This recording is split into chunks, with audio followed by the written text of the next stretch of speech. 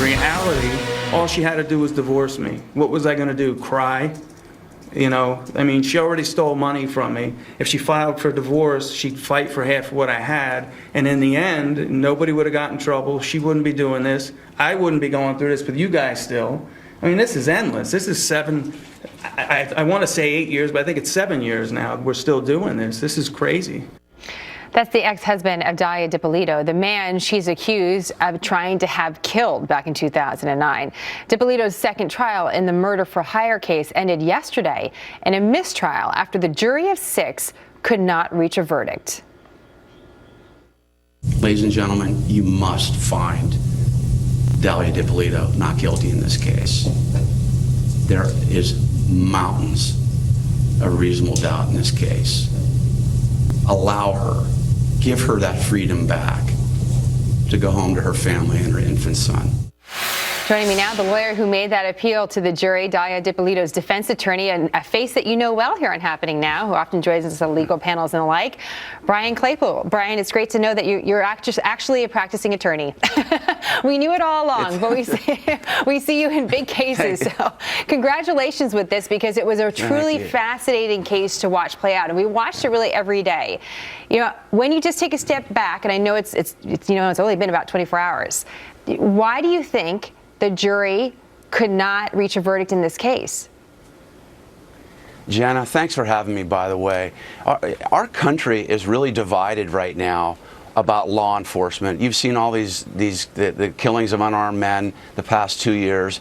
And believe it or not, Jenna, in this case, the jury voted 3 to convict and 3 not guilty. It was 3-3. That is exactly how our country feels right now about law enforcement. We are in a divided country, and the argument we made in this case resonated, and that is the case was about one thing: an abuse of power.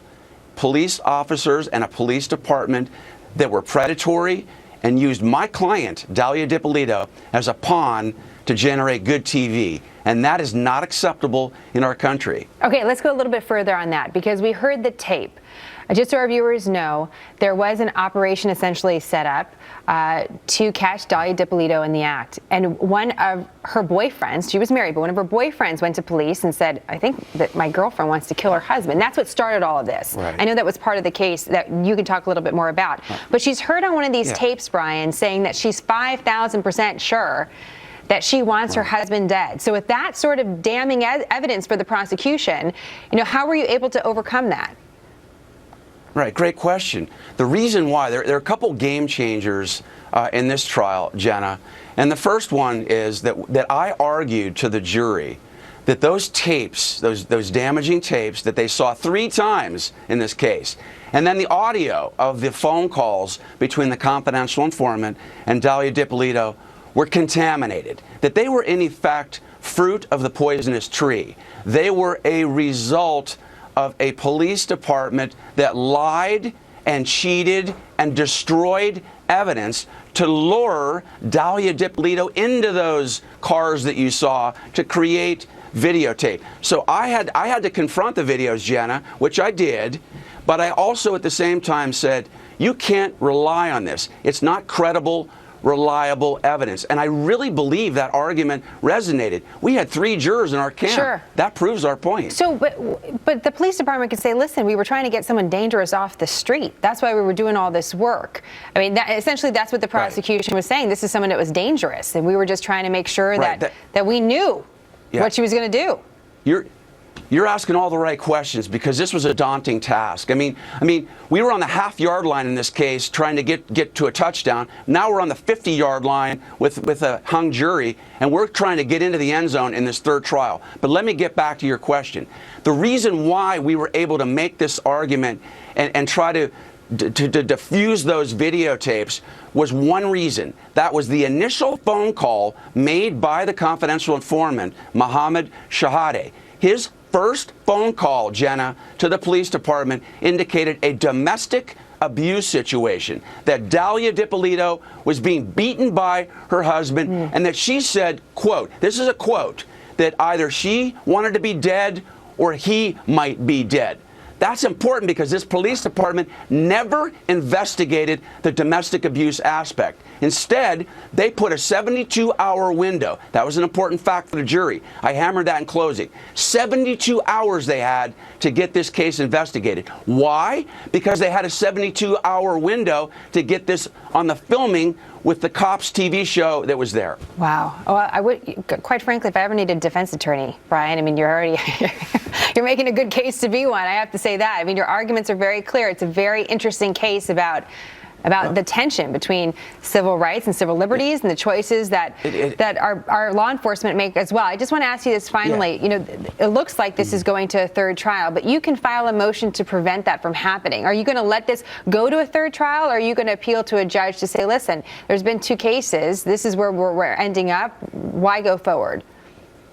Yeah, before I answer that, Jenna, one more quick point I think your viewers would be interested in hearing is we had a jury instruction in this case that said reasonable doubt can be proven in this case with a lack of evidence. So I argued in the case that we were missing so many recordings of phone calls, and we were missing that important encounter. Right, the alleged at this missing Chili's tape, restaurant. right? The missing tape in all of this. Right.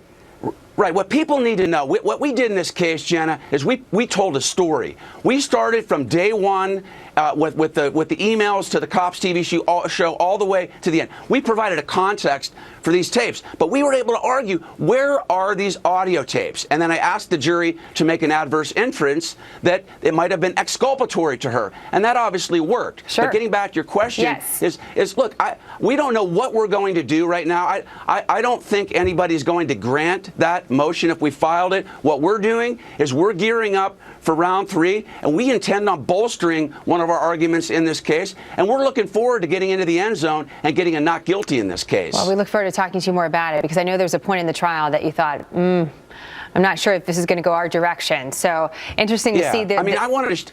Yeah, we're going to have Jen, to leave it there, I want Brian. to share with you.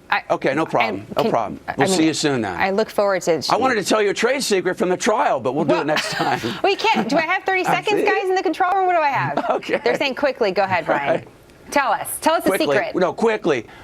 We were deeply concerned after they put on all the audio tapes. Dahlia and I, we whispered to each other, do you think this jury's going to hear our argument? I said, we're going to know in 45 minutes after I cross-examine the confidential informant. If this jury is taking notes during those 45 minutes, we got a shot at winning this case. And they were taking notes. Pretty dramatic. Yeah. Very dramatic. And they were taking notes, and we had a ray of hope. It was very dramatic. It sounds like it.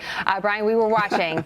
Thank you very much. We look forward to talking to you more about this case. It has been ongoing, as you heard, 7 years. We'll be back with more happening now.